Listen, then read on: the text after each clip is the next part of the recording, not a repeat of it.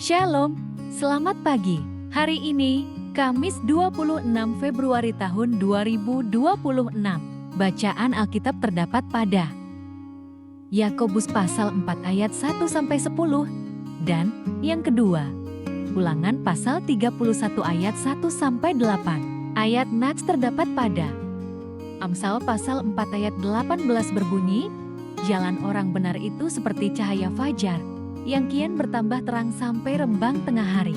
Dan yang kedua, 1 Petrus pasal 3 ayat 14 berbunyi, sekalipun kamu harus menderita juga karena kebenaran, kamu akan berbahagia. Renungan berjudul, bersinar terang di jalan yang sukar. Setiap orang merindukan masa depan yang cerah. Kita menyukai janji di Amsal pasal 4 ayat 18 yang menggambarkan hidup orang benar seperti matahari terbit yang semakin lama semakin terang. Namun, seringkali kita terkejut ketika dalam perjalanan menjadi terang itu, kita justru bertemu dengan penderitaan, ketidakadilan, atau penolakan seperti yang dituliskan 1 Petrus pasal 3 ayat ke-14.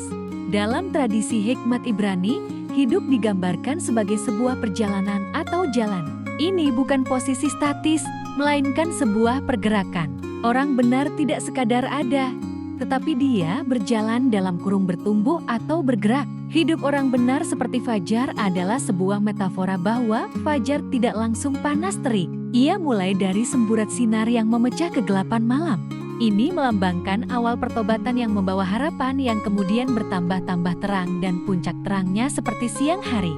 Hidup orang benar akan semakin terang, jelas dan bercahaya. Sehebat apapun kabut menutupinya, sinar tetap memancar cahaya. Karena itu tetaplah hidup dalam firman dan kebenaran. Jangan iri atas jalan orang fasik karena orang fasik dirobohkan karena kejahatannya, tetapi orang benar mendapat perlindungan karena ketulusannya.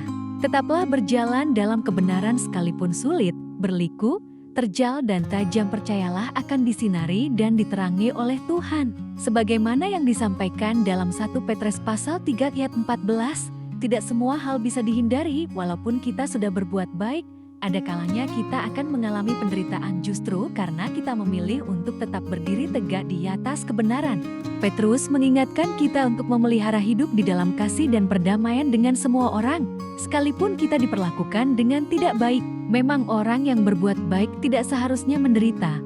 Akan tetapi Petrus mengingatkan jemaat dan juga kita bahwa sekalipun kita sudah melakukan apa yang benar dan baik sesuai dengan kehendak Allah, namun tetap harus mengalami penderitaan, maka hal ini bukanlah hukuman dari Allah, melainkan sebuah kesempatan yang diberikan oleh Allah untuk memurnikan iman kita. Karena itu tetaplah bersinar. Jangan membalas kejahatan dengan kejahatan dan teruslah lakukan apa yang benar, meskipun dunia tidak menghargainya karena upah besar menanti di sorga. Doa.